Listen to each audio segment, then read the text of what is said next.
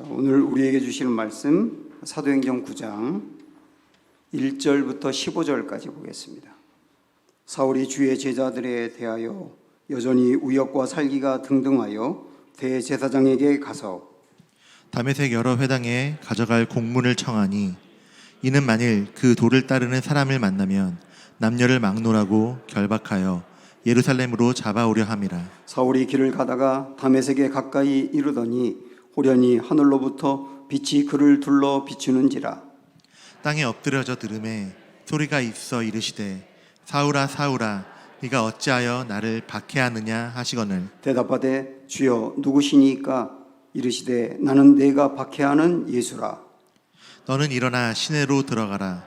네가 행할 것을 내게 이를 자가 있느니라 하시니 같이 가던 사람들은 소리만 듣고 아무도 보지 못하여 말을 못하고 서 있더라.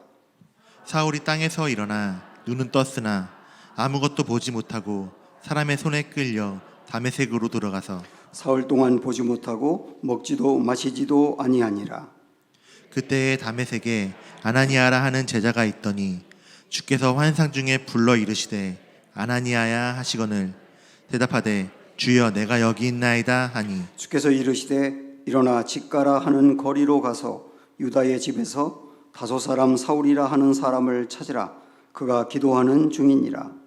그가 아나니아라 하는 사람이 들어와서 자기에게 안수하여 다시 보게 하는 것을 보았느니라 하시거늘 아나니아가 대답하되 주여 이 사람에 대하여 내가 여러 사람에게 듣사온즉 그가 예루살렘에서 주의 성도에게 적지 않은 해를 끼쳤다 하더니 여기서도 주의 이름을 부르는 모든 사람을 결박한 권한을 대제사장들에게서 받았나이다 하거늘 같이 읽습니다. 주께서 이르시되 가라. 이 사람은 내 이름을 이방인과 임금들과 이스라엘 자손들에게 전하기 위하여 택한 나의 그릇이라. 아멘. 17세기에 그 프랑스의 수학자이면서 또 물리학자이기도 한 파스칼이라고 하는 사람이 원래 젊은 시절에 굉장히 쾌락을 쫓으면서 방황을 하다가 31살에 예수님을 만나게 됩니다. 예수님을 만난 것이 얼마나 기뻤는지 그는 양피지에다가 그 기쁨을 글로 적고 그것을 호주머니 안에 간직하며 살았다고 합니다. 그 글에는 이렇게 쓰여 있었대요. 학자들이나 철학자들의 신이 아닌 아브라함의 하나님, 이삭의 하나님, 야곱의 하나님, 그리고 나의 하나님, 하나님 외에 다른 것이 기억에서 사라진다. 기쁨의 눈물. 이제는 절대 그분을 떠나지 않으리라. 전적인 포기이지만 달콤한 포기이다. 이렇게 예수님을 만난 것을 부르심이라고 표현합니다. 이 부르심이라고 말하는 것은 하나님이 그의 인생에 찾아가셔서 그를 불러내셨다라고 하는 의미로 부르심이라고 말을 합니다. 그런데 하나님이 우리를 부르시는 것은 크게 두 번이 있어요. 이 두 번의 부르심이 대단히 중요합니다. 어쩌면 우리의 신앙생활이 생동감을 잃어버리는 이유 중에 하나는 첫 번째 부르심은 있지만 두 번째 부르심을 간구하고 살기 때문이 아닌가 하는 생각을 합니다. 그래서 오늘 이 두 개의 부르심을 소중하게 생각하면서 그것이 무엇인지를 좀 살펴보려고 합니다. 오늘 맥주감사주일인데요. 우리가 맥주감사주일을 맞이해서 내 안에 무엇이 회복되어야 될 것인가? 우리 감사가 회복되어야 되는데 어떤 감사가 회복되어야 될 것인가? 그리고 그 감사를 가지고 어떻게 나누어야 할 것인가? 이런 측면에서 연결하셔도 좋겠다고 생각을 합니다. 스데반이 순교를 당한 이후에 교회에 대한 대대적인 핍박이 이루어지게 되었고 교인들은 사방으로 흩어지게 됩니다.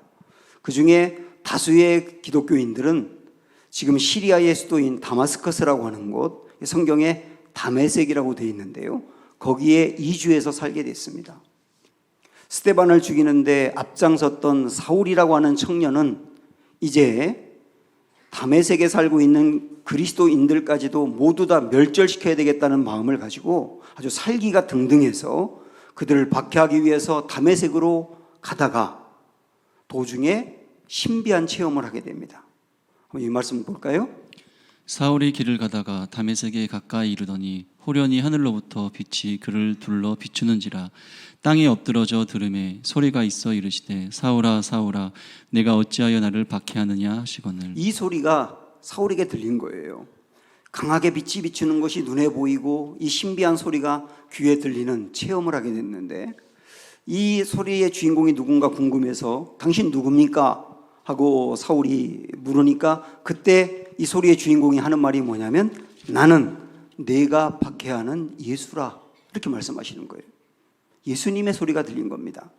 그동안에 사울은 교회를 박해하고 그리스도인들을 박해했다고 생각했는데, 우리 예수님은 교회를 박해하고 교회와 그리스도인들을 박해한 것을 곧 예수님을 박해한 것이라고 연결하면서 말씀하시는 거예요.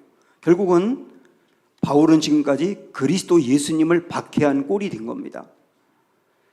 자기를 박해했던 그 사울을 건져내기 위해서 주님이 지금 찾아오신 거거든요.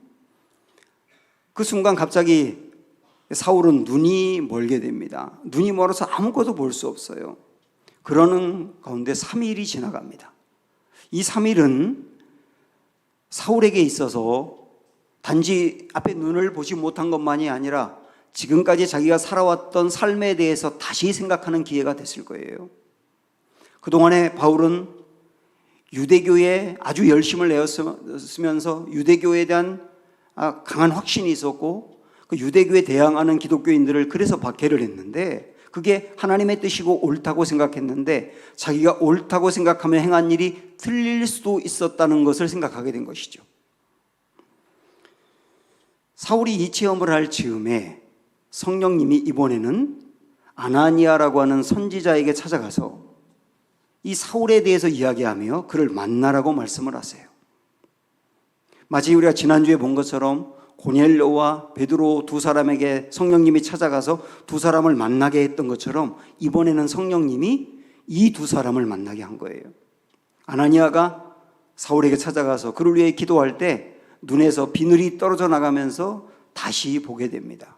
자, 18절 말씀 볼까요?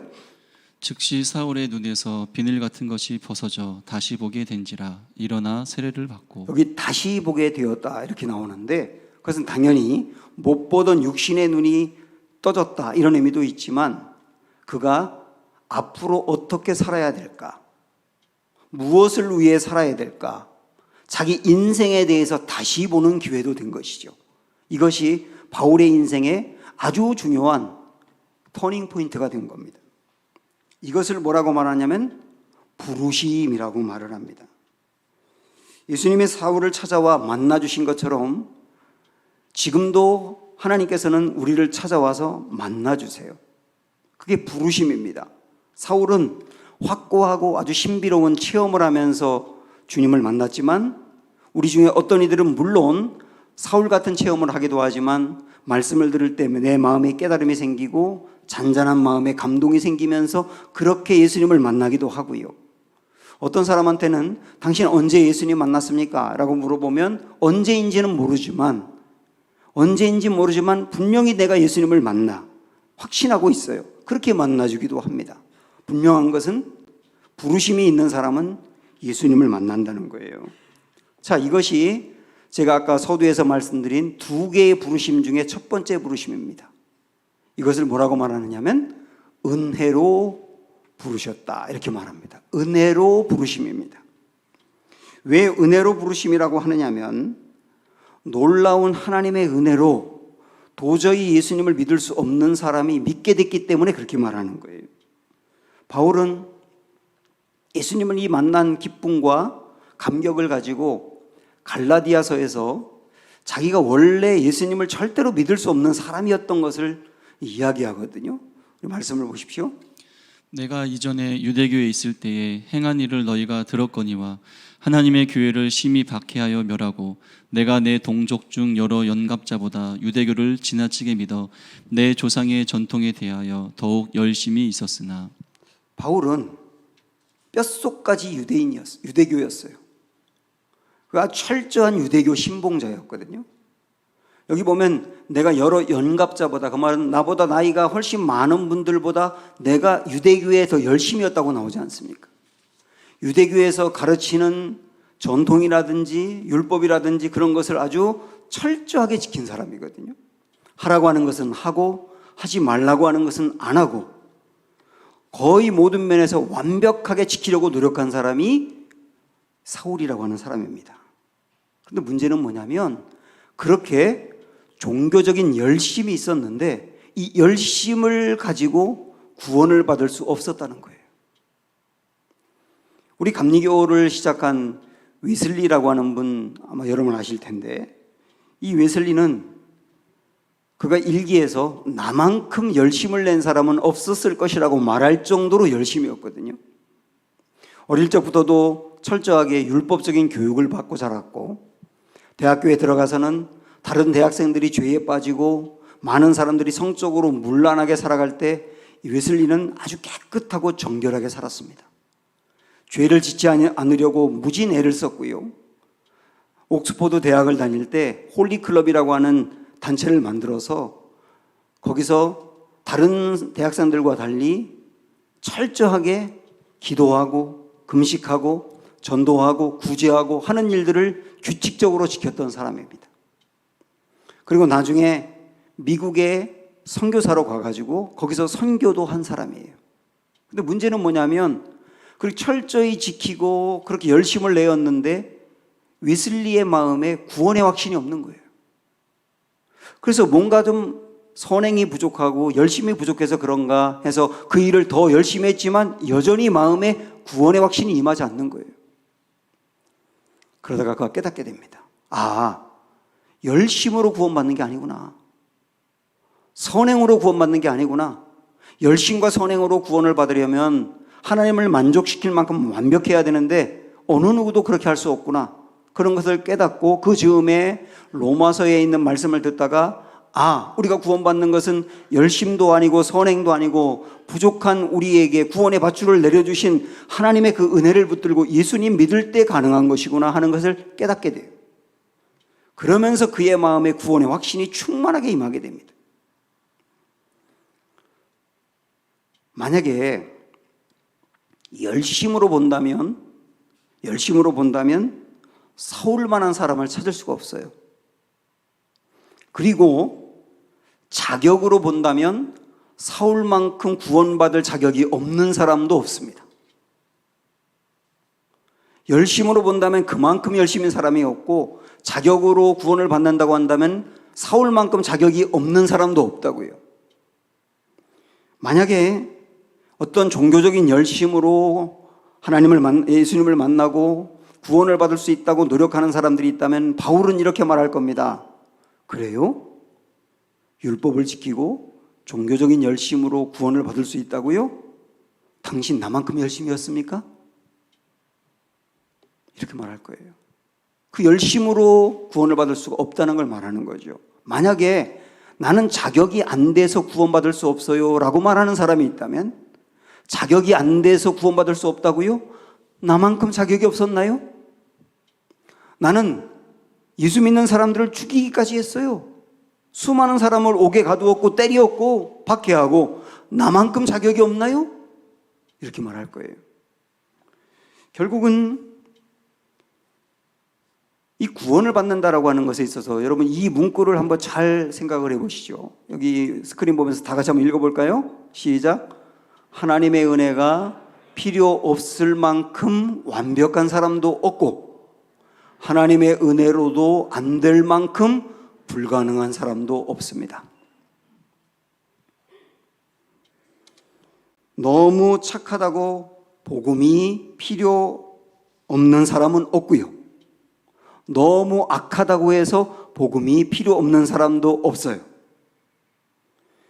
주님은 열심을 내어도 안 되는 이들, 그리고 자격이 없어서 안 된다고 여기는 이들, 그들도 부르십니다. 그들을 찾아가시고 그들에게 손 내미시고 그들을 죄에서 건져내시고 구원의 길로 인도하세요. 이것을 정말 알 때 우리는 감사하게 되는 거예요. 그토록 열심을 내어도 안 되는 것이 하나님의 은혜로 이루어졌고 그대로 안 된다고 생각했던 나에게도 하나님의 은혜가 주어졌으니 이런 은혜가 없는 것이죠. 이걸 할 때 정말 감사하게 됩니다. 이것이 첫 번째 부르심입니다. 은혜로 부르심이죠. 그런데 제가 아까 서두에서 주님이 우리를 부르시는 것은 두 번이라 그랬지 않습니까? 첫 번째 부르심은 지금까지 본 것처럼 은혜로 부르심인데 두 번째 부르심이 있어요. 다메섹 도상에서 사울을 만나주신 주님이 이제는 그 사울을 앞으로 어떻게 쓰실지에 대해서 계획을 가지고 있습니다. 그래서 아나니아 선지자에게 너 사울을 만나봐 이렇게 이야기했거든요. 아나니아가 제가 사울에 대해서 들었는데 그 사람은 기독교인들을 박해하고 사람들을 어마어마하게 죽이는 무서운 사람이라 하는데 제가 그 사람 만나지 못하겠어요. 그러니까 아니야, 그가 변화됐어 하면서 그 다음에 15절에 굉장히 중요한 말씀을 합니다. 주께서 이르시되 가라, 이 사람은 내 이름을 이방인과 임금들과 이스라엘 자손들에게 전하기 위하여 택한 나의 그릇이라. 네, 여기서 하나님께서 이 사울을 은혜로 부르셨을 뿐만 아니라 그를 또다시 부르셨다고 말하는데 그를 이방인과 임금들과 이스라엘 자손들에게 예수님의 이름을 전하기 위해서 택한 나의 그릇이다 이렇게 말씀을 해요. 이게 바로 또 하나의 부르심을 말합니다. 이 부르심을 두 번째 부르심으로 은사로 부르심이라고 말합니다. 은사로 부르심. 은사로 부르심이라고 하는 말은 주님이 이 일을 맡겨서 쓰시기 위해 불렀다는 거예요. 그 두 번의 부름입니다. 하나는 우리를 구원해내기 위해서 은혜로 부르신 거고 또 하나는 은혜로 부르신 그 사람을 찾아가서 또 하나 불러내서 이제는 주님의 일을 맡겨서 그 일을 위하여 쓰기 위해서 부르시는 거예요. 이 두 번의 부르심이 다 있는 겁니다. 그런데 여기 그를 이렇게 부르신 것을 뭐라고 표현했느냐면 아까 앞에 말씀해 보면 나의 그릇이라고 표현했어요. 나의 그릇.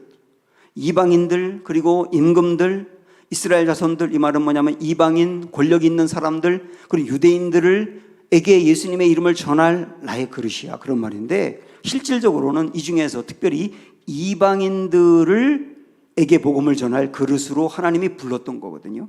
근데 여기서 그릇이라고 표현하고 있습니다. 여기도 그릇이 있는데요, 이 그릇은 무엇인가를 담는 것이죠. 무언가를 담는 게 그릇이지 않습니까? 그런데 하나님이 사울을 부르신 것을 그릇이라고 표현했습니다. 그 말은 뭐냐면 사울은 앞으로 이방인들을 담는 사람이 될 거야 라고 말씀하신 겁니다. 하나님은 그렇게 사울에게는 이방인을 담는 그릇이 되게 하고 또 베드로나 여러 제자들에게는 유대인을 담는 그릇이 되게 하고 지금도 세계 각 나라에 퍼져 있는 선교사님들을 통하여서는 그 나라를 담는 그릇으로 삼으시고 또한 우리들에게 어떤 사람은 정치 분야로 보내셔서 정치인이 되어 세상을 아름답게 통치함으로 인해서 정치라고 하는 그 분야를 담는 그릇이 되게 하는 거고 어떤 사람은 경제라고 하는 것을 담는 그릇이 되게 하고 문화 예술을 통하여 사람들을 정서를 함양하고 그리고 그들을 치유하는 문화 예술을 담는 그릇으로 부름받기도 하고 어떤 사람은 무너져 있는 가정을 회복시키는 가정을 담는 그릇이 되게 하고 어떤 사람은 다음 세대들을 잘 양육해서 그들을 믿음으로 견고히 세우는 다음 세대를 담는 그릇으로 삼기도 하고 저 같은 사람은 부족해도 교회와 성도들을 담는 그릇이 되게 하는 거예요. 이게 부르심입니다. 여러분은 부르심이란 말을 이제 오늘 이 말씀을 보면서 부르심은 다르게 뭐라고 말할 수 있느냐면 그릇이다 이렇게 이해하시면 돼요.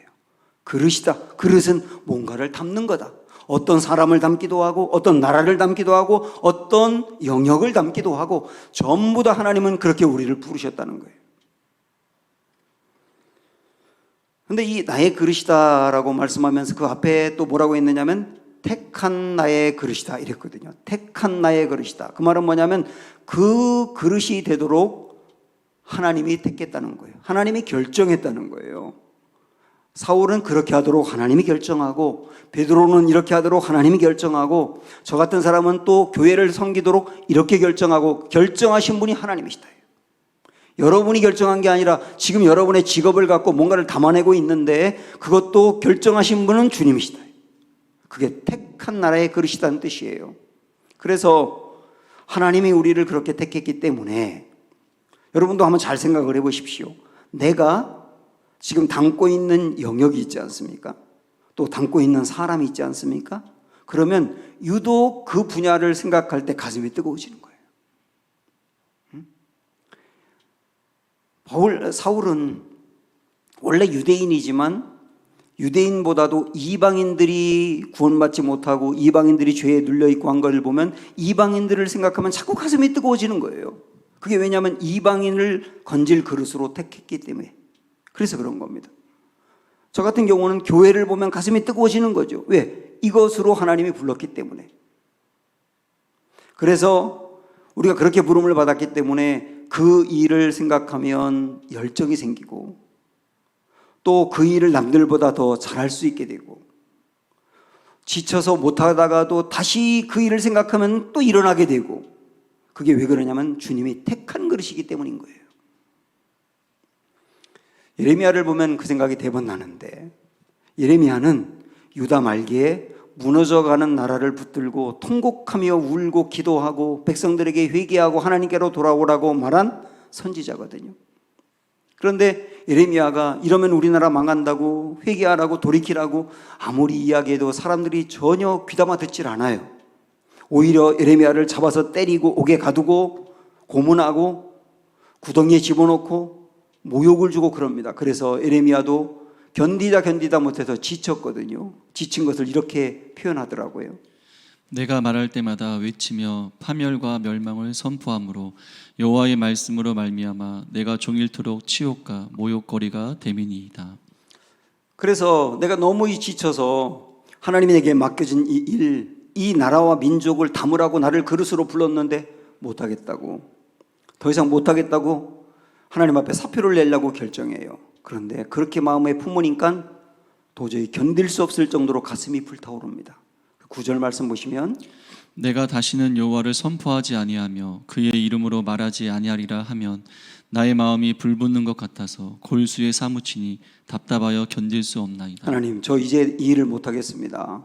너무 지쳐서 못하겠습니다. 아무리 해도 사람들이 변하지 않습니다. 그리고 하나님 앞에 그만두겠다고 말하려고 하는 순간 그의 가슴이 불탔다고요.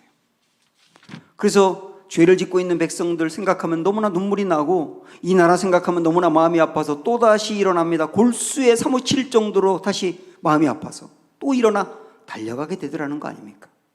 그래서 하나님이 우리를 무엇인가를 담고 어떤 사람을 담을 수 있는 그릇으로 부르시면 그 일을 감당하다가 지치기도 하고 힘들기도 하지만 또 일어설 수 있는 힘을 주어서 계속 달려가게 하는 거예요. 그게 여러분의 부르심인 거예요.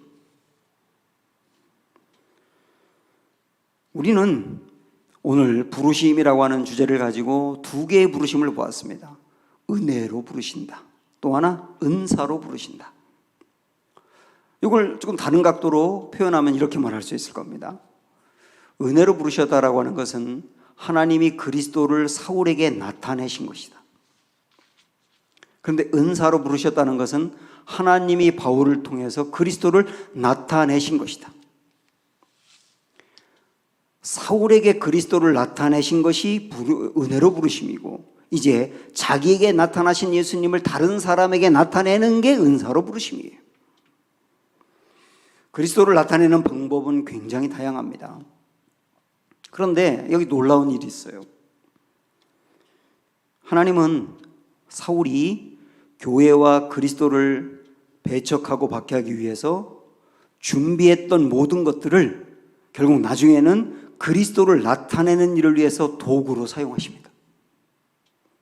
사울이 교회를 박해하고 그리스도를 박해하기 위해서 구약 성경에 대해서 능통하게 연구하고 그 다음에 훈련을 받고 그리고 열심을 내었던 것 모두를 이제는 그리스도를 나타내는 도구로 사용하시더라는 거예요. 이게 참 하나님 놀라운 일이죠. 요셉도 그렇더라고요. 요셉의 형들이 요셉을 죽이려고도 하고 그를 미워해서 종으로 팔았는데 요셉의 형들은 요셉을 배척하기 위해서 그랬는데 하나님은 요셉의 형들이 한 그 모든 것들을 다 도구로 써서 요셉을 통해 이루려고 하는 하나님의 꿈을 이루는 도구로 사용하신 거예요. C.S. 루이스라고 하는 분이 있는데요. 이분은 기독교 변증학자입니다. 그분의 책을 저도 여러 권 읽었는데 그 책을 읽어보면 논리적으로 왜 예수님을 믿어야 하는지, 왜 기독교가 진리인지를 잘 설명합니다. 그 책을 읽고 수많은 사람들이 예수님을 믿게 됐는데, 원래 이 C.S. 루이스는 기독교인이 아니었고 무신론자였습니다. 그래서 교회를 아주 싫어하고 기독교인을 싫어했던 사람이에요. 그가 예기치 못한 기쁨이라고 하는 책에서 이런 얘기를 하고 있습니다. 그의 스승이 있었는데 그를 가르친 선생님 중에 커크 패트릭이라고 하는 분이 있는데, 이분은 별명이 있어요. 묵직한 한방이라는 별명이 있어요. 그분은 굉장히 똑똑하고 논리적이어서 다른 사람과 논쟁을 할 때 묵직한 한방으로 그 토론에서 승리하는 사람이거든요. 그 커크 패트릭이라고 하는 사람은 무신론자였어요. 교회를 아주 싫어하는 사람이었습니다. 그래서 그가 아주 논리정연하게 성경은 허구다, 기독교는 잘못됐다라고 하는 것을 이야기해서 수많은 사람을 혼란에 빠뜨린 사람이에요. 이 사람이 C.S. 루이스가 똑똑한 것을 알고 그 사람에게 자기의 방식을 가르칩니다. 어떻게 하면 논리적으로 기독교를 무너뜨릴 수 있는지 체계적으로 가르쳐요. 훈련시켜요. 그런데 이게 웬걸, 그렇게 훈련시킨 C.S. 루이스가 나중에 예수님을 만나게 돼요. 그러면서 이제는 자기가 훈련받았던 방법으로 오히려 기독교를 증거하고 예수님을 증명하는 도구로 사용하더라는 거예요. 그래서 C.S. 루이스의 이 논리적인 방법으로 많은 사람들이 지금도 그 책을 통하여 주님을 만나고 있지 않습니까? 하나님은 우리를 택한 그릇으로 부르셨을 뿐 아니라 우리의 모든 것들을 좋은 그릇이 되도록 사용하십니다. 우리가 가지고 있는 좋은 것도 사용하지만 어떤 때는 우리의 과거의 고난이라든지 실패라든지 심지어는 우리의 죄까지도 다듬어서 사용하세요. 어떤 교회 청소년부를 가르치는 선생님이 있는데, 이 여자 선생님인데요, 이 선생님은 고등학교 시절에 굉장히 방황을 많이 했다고 합니다. 가출을 수도 없이 하면서 방황하고 간신히 고등학교를 졸업한 거예요. 근데 나중에 이 사람이 예수님을 믿고 난 다음에 교회의 청소년부 선생님이 되었습니다. 그러면서 청소년부 아이들 중에 방황하는 아이들을 붙들고 이 선생님이 아이들을 변화시켜 가는 거예요. 숨기고 싶었던 과거에 방황하고 가출하고 못된 짓 했던 것들이 오히려 도구가 되어서 방황하고 있는 이 아이들을 살려내는 데 쓰임받고 있더라는 거예요. 참 놀라운 신비죠. 하나님은 우리를 그릇으로 부르시고 그 그릇에 무엇인가를 담는 데 있어서 내 모든 것들을 다 사용하십니다. 아픔까지도, 과거까지도, 고난까지도, 죄까지도. 그러면 주님은 왜 우리를 은혜로 부르셨을까요? 그리고 왜 은사로 부르셨을까요? 왜 그러셨을까요? 바울은 왜 자기 같은 사람을 불러서 구원받게 하고 자기같이 기독교를 받게 하던 이 사람을 예수님을 증거하는 사람으로 삼았지? 왜 그랬지? 고민하다가 이 말씀에 그 이유를 이야기하고 있습니다. 갈라디아서 1장에 있는 이 말씀 보세요. 그러나 내 어머니의 태로부터 나를 택정하시고 그의 은혜로 나를 부르시니가 그의 아들을 이방에 전하기 위하여 그를 내 속에 나타내시기를 기뻐하셨을 때. 마지막에 이 부분 보세요. 기뻐하셨을 때 이거거든요. 주님이 나를 왜 부르셨는가? 은혜로 왜 부르시고 은사로 왜 부르셨는가? 그리고 바울이 고민하다가 얻은 답은 뭐냐면 그걸 하나님이 기뻐하셔서. 왜 나를 은혜로 불러 구원하셨나요? 여러분 그 질문할 수 있죠. 이유가 뭐라고요? 하나님이 그걸 기뻐하셔서. 왜 나 같은 사람을 불러서 하나님의 일을 맡겨 은사로 부르셨나요? 하나님 뭐라고 말씀하신다고요? 그걸 기뻐하셔서.